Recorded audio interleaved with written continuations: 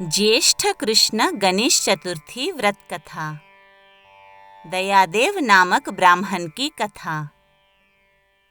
पार्वती जी ने गणेश जी से पूछा कि हे पुत्र, ज्येष्ठ मास की चतुर्थी का किस प्रकार पूजन करना चाहिए?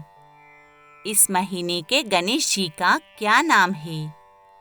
भोजन के रूप में कौन सा पदार्थ ग्रहण करना चाहिए? इसकी विधि का आप संक्षेप में वर्णन कीजिए। गणेश जी ने कहा, हे माता, ज्येष्ठ कृष्ण चतुर्थी सौभाग्य एवं पति प्रदायिनी है। इस दिन आखुरथा नामक गणेश जी की पूजा भक्तिपूर्वक करनी चाहिए। इस दिन घी निर्मित भोजन पदार्थ अर्थात हलवा, लड्डू, पूड़ी आदि बनाकर गणेश जी को अर्पित करें। ब्राह्मण भोजन के पश्चात स्वयं भोजन करें। हे माता, इससे संबंधित मैं पूर्वकालीन इतिहास का वर्णन कर रहा हूँ। सतयुग में 100 यज्ञ करने वाले एक पृथु नामक राजा हुए। उनके राज्यांतर्गत दयादेव नामक एक ब्राह्मण रहते थे। वेदों में निष्णात उनके 4 पुत्र थे। पिता ने अपने पुत्रों का विवाह गृहसूत्र के वैदिक विधान से कर दिया। उन 4 बहुओं में बड़ी बहू अपनी सास से कहने लगी, हे सासू जी, मैं बचपन से ही संकटनाशन गणेश चतुर्थी का व्रत करती आई हूँ। मैंने पितृगृह में भी इस शुभदायक व्रत को किया है। अतः हे कल्याणी, आप मुझे यहाँ व्रतानुष्ठान करने की अनुमति प्रदान करें। पुत्रवधू की बात सुनकर उसके ससुर ने कहा, हे बहू, तुम सभी बहुओं में श्रेष्ठ और बड़ी हो। तुम्हें किसी प्रकार का कष्ट नहीं है और ना तो तुम भिक्षुणी हो। ऐसी स्थिति में तुम किस लिए व्रत करना चाहती हो? हे सौभाग्यवती, अभी तुम्हारा समय उपभोग करने का है। ये गणेश जी कौन है? फिर तुम्हें करना ही क्या है? कुछ समय के पश्चात बड़ी बहू गर्भिणी हो गई। 10 मास के बाद उसने सुंदर बालक का प्रसव किया। उसकी सास बार बार बहू को व्रत करने का निषेध करने लगी और व्रत छोड़ने के लिए बहू को बाध्य करने लगी। व्रत भंग होने के फलस्वरूप गणेश जी कुछ दिनों में कुपित हो गए और उसके पुत्र के विवाह काल में वर वधू के सुमंगली के समय उसके पुत्र का अपहरण कर लिया। इस अनहोनी घटना से मंडप में खलबली मच गई। सब लोग व्याकुल होकर कहने लगे, लड़का कहाँ गया? किसने अपहरण कर लिया?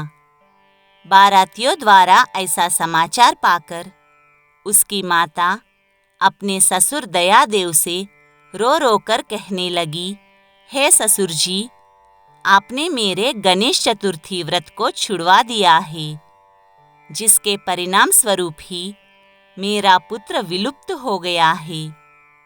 अपनी पुत्रवधू के मुख से ऐसी बात सुनकर ब्राह्मण दयादेव बहुत दुखी हुए। साथ ही पुत्रवधू भी दुखित हुई। पति के लिए दुखित पुत्रवधू प्रति मास संकटनाशन गणेश चतुर्थी का व्रत करने लगी। एक समय की बात है कि एक वेदज्ञ और दुर्बल ब्राह्मण भिक्षाटन के लिए इस मधुर भाषिनी के घर आया। ब्राह्मण ने कहा कि हे बेटी, मुझे भिक्षा स्वरूप इतना भोजन दो कि मेरी क्षुधा शांत हो जाए। उस ब्राह्मण की बात सुनकर उस धर्मपरायण कन्या ने उस ब्राह्मण का विधिवत पूजन किया। भक्तिपूर्वक भोजन कराने के बाद उसने ब्राह्मण को वस्त्रादि दिए।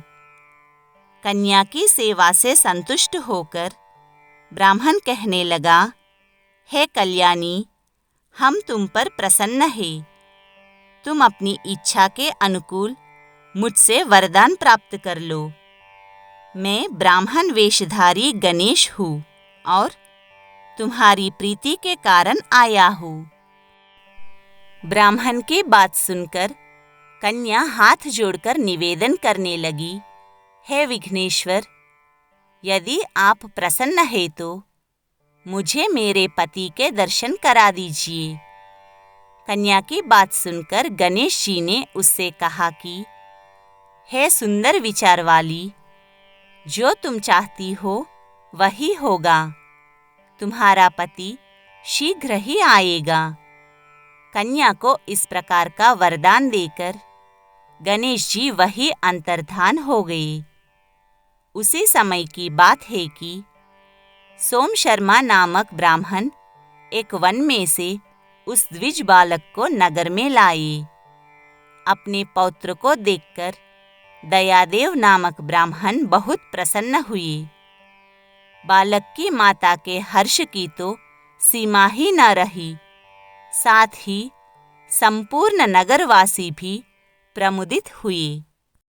बालक की माता ने पुत्र को छाती से लगा लिया और कहने लगी कि गणेश जी के प्रसाद से ही मैंने खोए हुए पुत्र को प्राप्त किया है। उसे नए वस्त्राभूषणों से अलंकृत किया।